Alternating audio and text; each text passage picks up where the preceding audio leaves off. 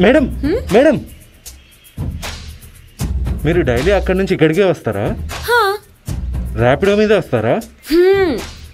మళ్ళీ ఇక్కడ నుంచి అక్కడికే వెళ్తారా?